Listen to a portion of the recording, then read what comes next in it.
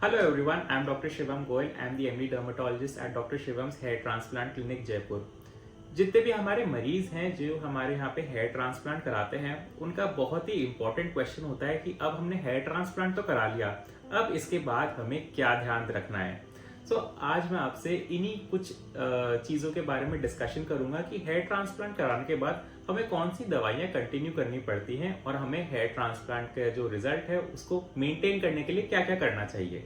जैसे कि मैंने आपको एक अपने पिछली वीडियो में बताया कि पोस्ट हेयर ट्रांसप्लांट हमें कैसे कैसे अपने बालों का ध्यान रखना चाहिए। जैसे कि हमें इमीडिएटली वेट लिफ्टिंग नहीं करनी चाहिए, इमीडिएटली कोई हेलमेट नहीं और कोई भारी चीज़ सर पे नहीं लगनी चाहिए। तो इसके साथ साथ मैं आज आपको बताऊंगा कि मेडिकली इसका जो मैनेजमेंट होता है पोस्ट हेयर ट्रांसप्लांट वो हमें कैसे करना चाहिए। Medicine after hair transplant.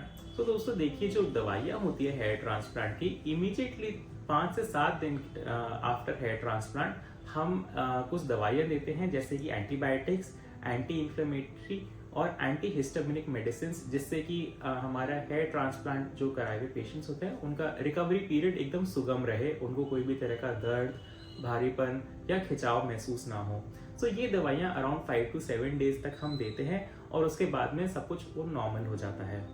इसके बाद जो मेन दवाइयाँ होती है हेयर ट्रांसप्लांट के बाद वो होती है मिनॉक्सिडिल। मिनॉक्सिडिल एक ऐसी दवाई है जो कि यूजुअली हम 2 हफ्ते बाद आफ्टर हेयर ट्रांसप्लांट स्टार्ट करते हैं और वो लंबे समय तक यानी कि सालों तक हमें लगानी होती है। इसके साथ साथ कई डॉक्टर्स इसमें ओरल फिनेस्ट्राइड या ओरल डुटेस्टेराइड भी स्टार्ट करते हैं, जो कि वेरिंग लेंथ पे लोग दे सकते हैं।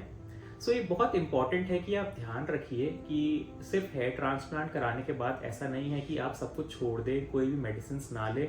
इसके बाद हो सकता है ज़रूरी हो कि आपको जो टॉपिकल मिनॉक्सिडिल है वो लंबे समय तक कंटिन्यू करना पड़े, क्योंकि एक तरह से लाइफ लॉन्ग कमिटमेंट हो जाता है।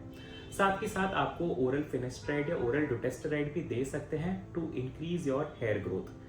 कुछ डॉक्टर्स जो होते हैं इसमें ओरल मल्टीविटामिन भी देते हैं अगर आपकी कोई न्यूट्रिशनल डेफिशिएंसी हो और उन्हें लगता हो कि उसको देने से आपकी हेयर ग्रोथ और अच्छी आ सकती है। How long you have to take these medicine. दोस्तों देखिए, एंड्रोजेनेटिक एलोपेशिया जिस वजह से आपके बाल चले गए थे वो एक तरह का बालों की बीमारी है।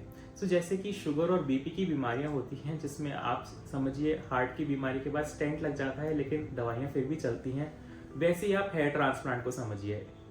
आपके जो बालों की कंडीशन है उसको हमने रिस्टोर कर दिया है हेयर ट्रांसप्लांट से, लेकिन आपकी बालों की स्ट्रेंथ और आपके जो पुराने बाल हैं उनकी भी लॉन्जिटिविटी बनाए रखने के लिए हमें उसमें कुछ मेडिसिन हमेशा के लिए कंटिन्यू करनी पड़ सकती है, जिसमें सबसे इंपॉर्टेंट होता है टॉपिकल मिनॉक्सिडिल। जो मिनॉक्सिडिल लोशन होता है वो हम एडवाइस करते हैं आफ्टर हेयर ट्रांसप्लांट कि आप डेली लगाते रहिए, and that too for years all together. इसके साथ साथ हमें ओरल फिनेस्ट्राइड या ओरल डुटेस्टेराइड भी स्टार्ट करनी पड़ सकती है in case it is required. Best hair care routine after hair transplant. दोस्तों देखिए, जो भी हमारे यहाँ हेयर ट्रांसप्लांट कराते हैं उनको यूजुअली एडवाइस करते हैं कि एट 6 मंथ्स आपको एक विजिबल ग्रोथ दिख जाएगी and you can get a first haircut, यानी कि एक फर्स्ट ट्रिम आप अपने हेयर का करा सकते हैं।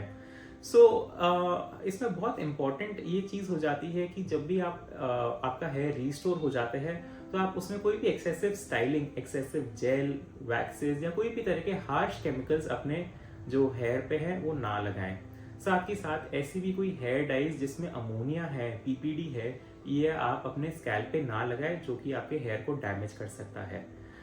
इसमें कोई भी तरह का हेयर बोटॉक्स या हेयर केराटिन ट्रीटमेंट्स ऐसे अपने बालों पे ना कराएं, जिससे कि आपकी वापस से बालों की जो स्ट्रेंथ है वो एकदम वीक हो जाए।